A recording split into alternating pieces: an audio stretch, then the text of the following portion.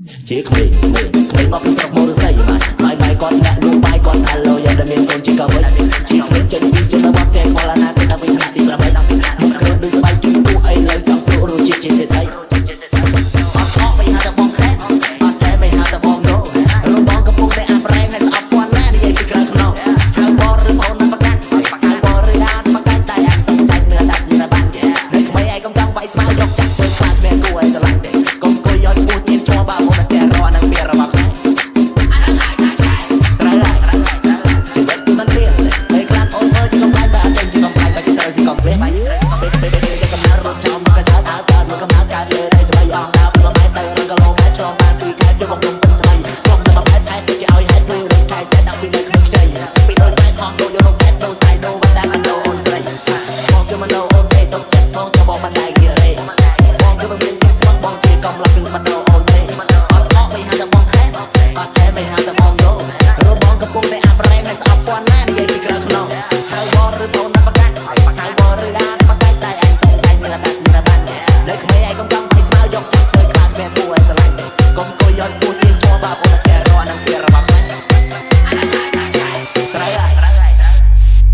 នេះគឺជាតន្ត្រីរបស់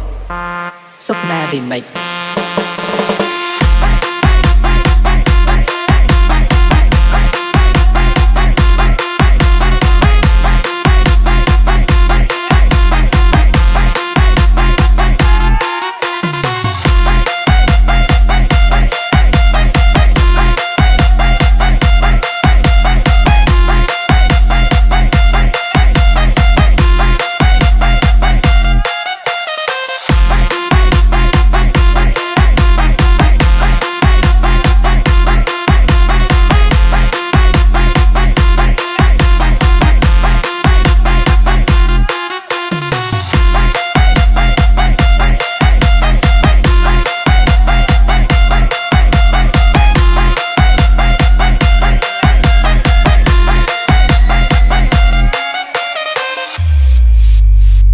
នេះគឺជាតន្ត្រីរបស់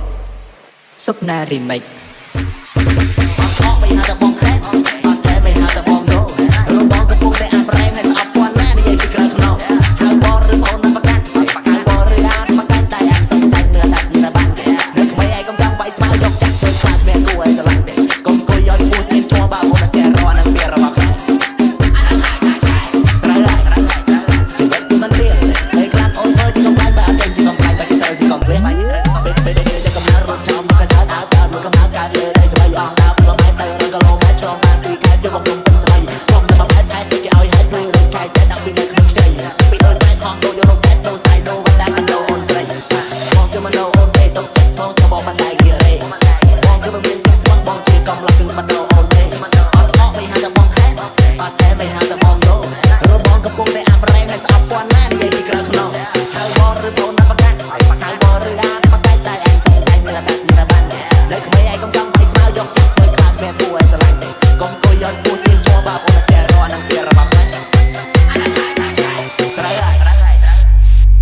នេះគឺជាតន្ត្រីរបស់សុកណារីមិច